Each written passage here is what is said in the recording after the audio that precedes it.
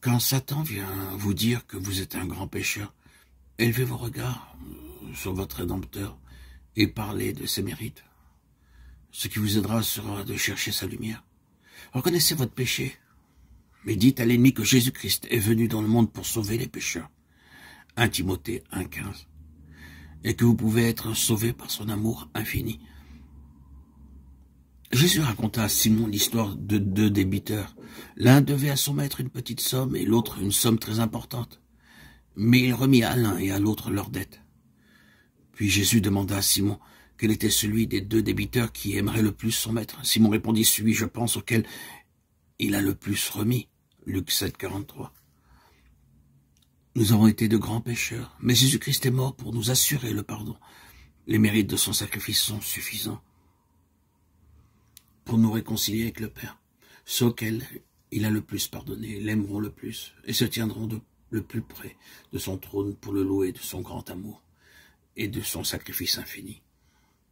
Ce n'est que par une connaissance plus approfondie de l'amour de Dieu que l'on se rend mieux compte de la malignité du péché. Quand nous comprenons le sacrifice infini de Jésus-Christ en notre faveur, notre cœur se fond de tendresse et de douleur. Poursuivons toujours la parole de Dieu, recherchons-la, examinons-la, étudions-la, avec prière, en communion avec le Saint-Esprit.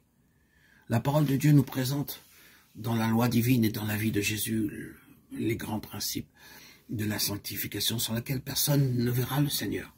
Hébreux 12, 14. Elle nous convainc de péché et elle révèle clairement le chemin du salut. Prenons-y garde. C'est la voix de Dieu parlant à notre âme. Quand nous verrons l'énormité du péché, quand nous nous verrons tels que nous sommes, ne nous laissons pas aller au désespoir, au découragement ou à quelque dépression. C'est pour sauver des pécheurs que Jésus-Christ est venu en ce monde. C'est Dieu qui réconcilie en Jésus-Christ le monde avec lui-même. 2 Corinthiens 5, 19. Il attire par son tendre amour les cœurs de ses enfants égarés. Il n'est pas de parent terrestre qui sache manifester envers les fautes et les erreurs de leurs enfants la patience que Dieu exerce envers ceux qu'il désire sauver. Nul ne pourra plaider avec plus de tendresse auprès du transgresseur. Jamais lèvres humaines n'ont adressé aux égarés des supplications plus aimantes.